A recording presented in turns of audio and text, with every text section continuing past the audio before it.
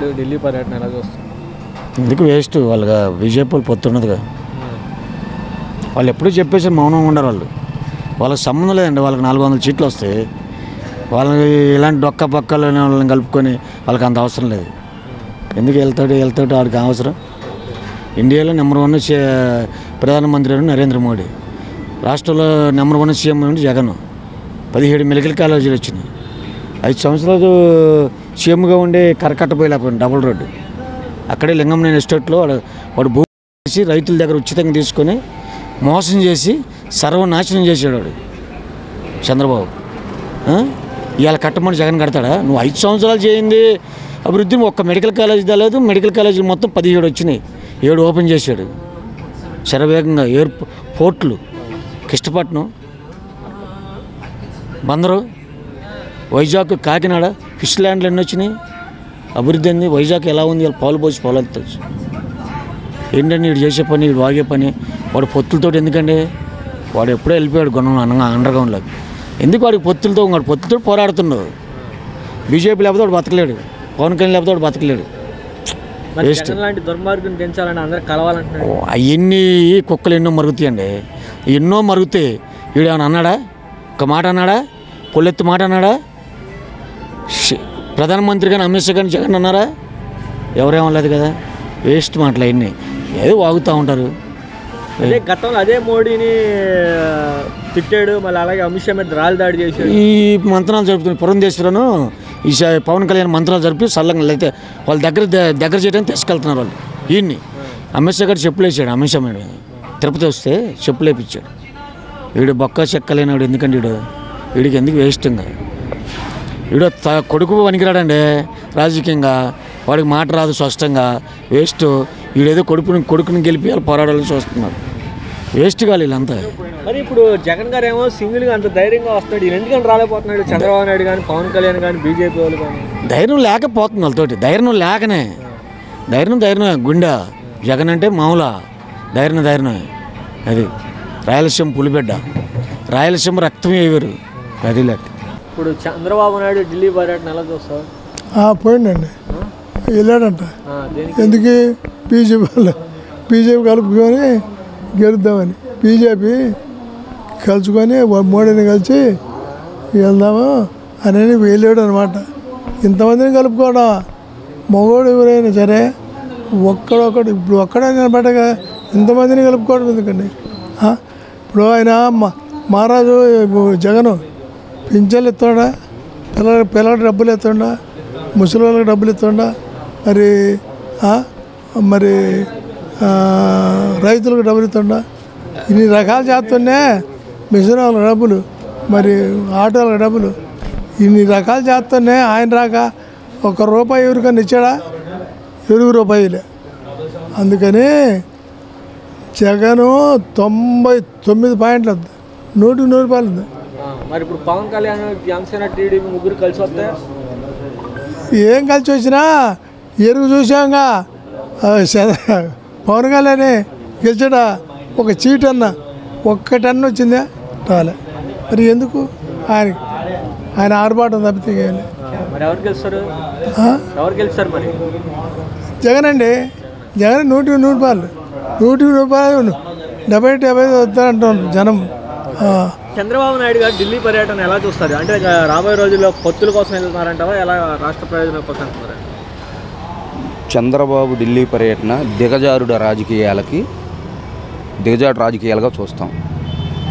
ఇంతకుముందు ఇదే ప్రధానమంత్రి మోదీ గారిని అనరాని మాటలు అన్నాడు. నీ వల్ల ఏమి విరిగింది? ఒక మట్టి చెంబు మాకు నీళ్లు మట్టి తెచ్చిచ్చారు, మేమేమి ఇచ్చావు? అప్పుడేమో వాళ్ళతో మంచిగా వాళ్ళతో పొత్తున్నప్పుడు నువ్వు అసలు మా మోదీ ఆహా ఓహో అని చెప్పేసి మాట్లాడాడు. మళ్ళీ తర్వాత పొత్తు నుంచి తప్పుకున్న తర్వాత మోదీ అంత దొంగ ఇంకొకరు లేరని చెప్పేసి విమర్శించడం మనకు తెలుసు. మీరు చూస్తూనే ఉన్నారు. చంద్రబాబు ఓటమి ఆంధ్రప్రదేశ్ రాష్ట్రంలో వైఎస్ జగన్మోహన్ రెడ్డి గారి చేతిలో ఘోర పరాభవం చూడబోతున్నారు. దానికి ముందుగానే ఆయన ఎలాగైనా ప్రధాని మోదీగా బీజేపీతో పొత్తు కావాలనే ఉద్దేశంతో వెళ్ళిపోయి వాళ్ళ కాళ్ళు పట్టుకొని ఈ ఒక్కసారికి ఎలాగలా నాతో పొత్తు పెట్టుకోండి అని బతిమలాడుకోవడానికే ఢిల్లీ వెళ్ళాడు. అంటే అదే మోడీని కానీ అమిత్ షాని కానీ గతంలో రాళ్ళ దాడి చేయడం జరిగింది. కానీ ఇదే రోజు మళ్ళీ రాజకీయంగా వెళ్ళడానికి ఎలా చూడొచ్చు అండి? ఈ రాష్ట్ర ప్రజలు ఎలా స్వీకరిస్తారంటే ఇవన్నీ చంద్రబాబుకి వెన్నతో పెట్టిన విద్య. అతనికి అనుకూలంగా ఉంటేనేమో ఒక రకంగా ఉంటాడు, తనకు అనుకూలంగా లేకపోతే రాళ్ళదాడి విమర్శలు, లేకపోతే వాళ్ళతో అనుకూలంగా లేకపోతే కాంగ్రెస్తో జత కట్టడం ఇవన్నీ చూసాంగా. కాబట్టి చంద్రబాబు అనే వ్యక్తి ఎట్టి పరిస్థితుల్లో ఆంధ్రప్రదేశ్ రాష్ట్రంలో ఒక కనుమరుగైన రాజకీయ నాయకుడు అయిపోతాడు ఈ 2024 ఎలక్షన్స్లో. అంటే ఇప్పుడు గతంలో కూడా వారం రోజుల క్రితం కూడా బీజేపీ పొత్తు ఖరారు అవ్వట్లేదు, బీజేపీ పొత్తు వద్దులేదు అన్నారని చెప్పి కూడా వార్తలు వచ్చింది. అవును, వాళ్ళతో కలవటానికి ఇష్టం లేదు. ఓడిపోయే పార్టీతో ఎవరు కలుస్తారు బ్రదరు? ప్రధానమంత్రి సర్వేలు చేయించుకుంటారుగా, వాళ్ళ ఇంటెలిజెన్స్ ఉంటుందిగా. ఆంధ్రప్రదేశ్ రాష్ట్రంలో 100% 2024 ఎలక్షన్స్లో వైఎస్ఆర్ కాంగ్రెస్ పార్టీ ఘన విజయం సాధించబోతుంది. రాసి పెట్టుకోండి. ఇతని వల్ల బీజేపీకి ఒరిగేది ఏమీ లేదు. వీళ్ళతో కలిస్తే రేపు మళ్ళీ ఇలానే దిగజాడు రాజకీయాలు చేస్తాడు. అవసరమైతే వీళ్ళని విమర్శించి కాంగ్రెస్ పార్టీ పక్కలో చేస్తాడు. కాబట్టి చంద్రబాబు అనే వ్యక్తిని నమ్మే పరిస్థితి లేదు. ఏ పార్టీ నమ్మదు, వాళ్ళ నాయకులే నమ్మట్లేదు. చంద్రబాబు ఢిల్లీ పర్యటన ఎలా చూస్తాం? ఢిల్లీ పర్యటన అంటే వాళ్ళు చీ అన్నా చా అన్నా వాళ్ళు వద్దన్నా పోతూ ఉంటాడు. పోయి గెలిచినా గెలవకపోయినా కానీ ఏ కాడికి కేసులు పోసులు కొట్టేసుకోవాలి. వచ్చేది మళ్ళీ కేంద్రం అదే బీజేపీ. ఇంకా అంతకంటే ఆయన ఏమీ లేదు. ఏడేం గెలవడు. వాళ్ళు 50 మంది కాదు ఈ మొత్తం ఏకమై వచ్చినా కానీ జగన్ ఎవడేం చేయలేరు. అది పులిబిడ్డే ఏమంటారు.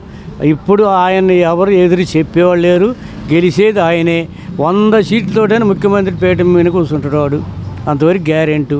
వీళ్ళు ఎన్ని తంటాలు పడినా ఎన్నన్నా చేయని ఆకలైనోడికి అన్నం పెట్టిండు. ప్రతి ముసలివాళ్ళకి వెళ్ళామంటే డబ్బులు ఇచ్చి పంపుతున్నాడు. నేను 70-80 ఏళ్ళు వచ్చినాయి నా వయసు. ఎవరన్నా ఏ ముఖ్యమంత్రి అన్నా వచ్చి ఇదిగా ఈ రూపాయి తీసుకోండి ఈ రూపాయి ఇచ్చిన వాళ్ళు లేడు. ఇవాళ క్లాసుగా ఇస్తాడు. ఎలా ఉంటుంది రాబోయే రోజులు? ఇప్పుడు మరి పవన్ కళ్యాణ్ కూడా కలిసి వస్తున్నాడు. పవన్ కళ్యాణ్ నాయుళ్ళు గాలి తీద్దండి. పవన్ కళ్యాణ్ 50 సీట్లు తీసుకొని 60 సీట్లు తీసుకొని ఈ ఒక్క దెబ్బకైనా పోటీ చేసినట్టయితే కొన్ని అన్న వచ్చాయి. ఒక 20-30 సీట్లు వస్తే ఇంకా అట్ట ప్రమాణం ఈ ఏడు కాదు ముందుకైనా పోయేవాడు ఫైల్ వాళ్ళు. 25 సీట్లు తీసుకొని 4-5 ఇచ్చి ఇంకా 20 కూడా ఇవ్వటానికి శాతకాల. మరి ఇంకా నాయుళ్ళు గాలి తీసినట్టేగా. ఏమన్నా ఉందా? నువ్వు పౌరుగా నిలబడలేదు. ఆయన కాడికి పోతే మూటలు నూగితే బత్తాలు దింకొని పోతూ ఉంటుంది. ఇచ్చినాడు ఒక మాట మాట్లాడుతుంటే, ఈయన్నాడు ఒక మాట మాట్లాడుతుంటే, కాళ్ళు వేసి నలుపుతా మిమ్మల్ని కారం వచ్చి అట్ట చేస్తా అంటే ఓట్లు వేస్తారంటవా? నయ్యా మమ్మ మంచి చెప్పరా నాకేదో వెయ్యండి, నేను కూడా గెలుస్తా, చూస్తా, మిమ్మల్ని బాగుపరుస్తా, మీకు అన్నీ చేస్తానని చెప్పాల. ఈ మొత్తం వాలంటీర్లు వెళ్ళామంటే యాడికి పోయినారు చంద్రబాబు నాయుడును పవన్ కళ్యాణ్ లోకేష్? ఇంతలా లాక్డౌన్ వచ్చి అల్లోని అల్లాడుతుంటే దేశము కనీసం వచ్చి ఏంది ఇదిగో మంచి ఏంది చెప్పరేంది, ఇదిగో మేము ఇది సాయం చేస్తాను, ఇది చేస్తాను, ఇది దిందుతున్నాం అన్నారా? ఇక్కడ వాళ్ళేగా పాపం వాడు కట్టం నిట్టూరం, వాడు లాక్డౌన్ పెట్టి పింఛన్లు ఇచ్చి అన్నీ ఇచ్చి కూరగాయ నారగాయ మంచి చెప్పరు కరువు లేకుండా సరిపిండిగా. మరి ఇవాళ వచ్చి నాకు ఓటు వేయండి అంటే ఎవరు వేస్తారు? చంద్రబాబు నాయుడు పొత్తుల కోసం ఢిల్లీ వెళ్ళడం జరిగింది. దీని మీద మీ అభిప్రాయం? ఇప్పుడు చంద్రబాబు నాయుడు ఢిల్లీ వెళ్ళాయంటే మోడీ కాళ్ళు పట్టుకోవడానికి వెళ్ళాడు. ఏంటి మోడీ వల్ల ఏదో రకమైన లాభం పొందామనే ఉద్దేశంతో అతను వ్యాపారం చేస్తున్నాడు. ఇది వ్యాపారంగానే అతను దుర్మార్గమైన పద్ధతిలో నడుస్తున్నాడు తప్పితే మామూలుగా అసలు మనిషి స్వరూపం కాదు. అతను దుర్మార్గుడు అతను. ఏంటి కాబట్టి అతను అలాంటి పనులే చేస్తూ ఉంటాడు. అంటే గతంలో అదే అంశాన్ని రాళ్ళు దాడి చేశాడు, మోడీనేమో పెళ్ళి అవ్వలేదని చెప్పి సంసారమే లేనివాడు దేశాన్ని ఏం చేస్తాడు అని కూడా మాట్లాడాడు. నాకు ఘటనలు ఉన్నాయి. హోంమంత్రి వస్తే ఆయన మీద రాళ్ళు తెప్పించాడు. ఏంటి అనేక రకాలైన బీభత్సాలు చేసి అతను ఇవాళ కాళ్ళు పట్టుకోవడానికి వెళ్ళాడు. ఏంటి అతనికి ఏంటంటే ఎలక్షన్లో గెలవడమే కావాలి తప్పితే అధికారమే కావాలి తప్పితే రెండోది ఏమీ లేదు. ఇప్పుడు ఎస్సీలు ఎవడు పుడతాడన్నాడు, బీసీలు ఏమో అసలు పనికిరారని లెటర్ రాశాడు సుప్రీంకోర్టుకే. ఏంటి అలాంటి దుర్మార్గమైన పనులు చేసి పల్లికారుల్ని వేరో భాషతో మాట్లాడాడు. వీళ్ళందరినీ కూడా హింస పెట్టినటువంటి దుర్మార్గుడు అతను. కాబట్టి ఇవాళ అందరు కాళ్ళు పట్టుకుంటున్నాడు. అందరు కులాలు ఇవాళ కావాలా. అందుకోసం ఏంటంటే అతని యొక్క పద్ధతి, ఆ నేచరు సామాన్యమైన నేచర్ కాదు, దుర్మార్గమైనటువంటి పద్ధతిలో అతను వ్యవహరిస్తున్నాడు. దాన్ని దృష్టిలో పెట్టుకొని ప్రజలు కూడా గమనించాలి. ఎలాంటి వ్యక్తి అతను. 14 సంవత్సరాలు చేశాడు. ఒక్కటి వాళ్ళు చెప్పుకోవడానికి ఒక చిన్న కార్యక్రమం కూడా లేదు. అలాంటి దుర్మార్గుడితో ఇవాళ ప్రజలు ఎంతవరకు పోతారు ఏంటి, దాన్ని దృష్టిలో పెట్టుకొని వ్యవహరించాలి. చంద్రబాబు నాయుడు ఢిల్లీ పర్యటన ఎలా చూస్తున్నారు? ఢిల్లీ పర్యటన వాళ్ళు పిలవకుండానే ఏనదే కదా పోతున్నాడు. మరి వాళ్ళేం పిలవలే, రమ్మని చెప్పలా. పోయి ఆడ పడిగాపలకి వచ్చి ఉంటాడు, మాట్లాడానని మళ్ళీ తిరిగి వస్తాడు అంతే. వాళ్ళ అపాయింట్మెంట్ ఇవ్వరు. ఎందుకని పొత్తుకు చేసుకోవడానికి వాళ్ళకు ఆలోచన లేదు అంతే. వాళ్ళని పొత్తుల్లో కలవాలని ఏదో ఇది నమ్మరు. ముందు మెయిన్ బ్యాండ్ నమ్మరు. అది అంటే మరి గతంలో అజయ్ అమిత్ షా మీద రాళ్ళు దాడి చేశాడు, కానీ ఇప్పుడు మరి అజయ్ అమిత్ షా గారితో కావాలని చెప్పి ప్రయత్నాలు చేస్తున్నారని చెప్పి వార్తలు వస్తున్నాయి. అందుకేనండి వీడు ఎట్టయినా ద్రోహం చేస్తాడు మనకి. మనం ఉండడు, నమ్మకం లేదు వీడి మీద. అందుకే వాళ్ళతో కలవరు కూడా. పొత్తు ఉండదు సామాన్యంగా 90%. వైసీపీలోకి వస్తారని చెప్పండి వార్తలు. ఇంతకుముందు కూడా చెప్పాడు. మన జగన్ పోయినప్పుడు జగన్ ఇంటికి వెళ్ళి మాట్లాడాడు. అప్పుడు కూడా చెప్పారు వస్తానని. ఇప్పుడు మళ్ళీ పవన్ కళ్యాణ్ అది ఇది అంటున్నాడు కదా. వాడు చీప్ అమ్మన్నా, నువ్వు సలహాలు మాకు చెప్పొద్దు, నీ వ్యవహారం ఉంటే చూసుకో మాకు అని వాళ్ళు కూడా పవన్ కళ్యాణ్ కూడా దగ్గర రాని. సార్ చంద్రబాబు నాయుడు ఢిల్లీ పర్యటన ఎలా చూస్తారు? ఢిల్లీ పర్యటన ఆయన అవకాశం ఉంది వెళ్తుంటారండి. అవకాశం ఉంది వెళ్తుంటారు అంతేగాని అక్కడ ఏం లేదు. అంటే గతంలో ఇప్పుడు రాబోయే రోజుల్లో జనసేన, టీడీపీ, బీజేపీ కలిసి వస్తారని చెప్పి అంటున్నారు. నమ్మకం చెప్పలేరు. బీజేపీ వీళ్ళకి అవకాశం ఇవ్వటం కష్టం, చెప్పలేము. వీళ్ళ అవకాశం మంది వెళ్తుంటారు అంతే తప్ప వీళ్ళకి అవకాశం 90% ఎవరు. అంటే ఆడ పిల్లలు ఈయన వెళ్తున్నారంటావా? ఆయన పిల్లలు ఈయన వెళ్తున్నారంటావా? మరి అంతేగా, వాళ్ళు వీళ్ళకి అవకాశం మంది వెళ్తుంటారు. వాళ్ళు ఎందుకు పిలుస్తారు? వాళ్ళు పిలవరు. మరి రాబోయే రోజులు ఎలా ఉంటుందంటే 24లో మళ్ళీ వైసీపీ రావాలి. వైసీపీ అసలు 90% వైసీపీకి అవకాశం ఉంది. ఎందుకనంటావు? అంతే, జనంలో ప్రజల్లో నమ్మకం.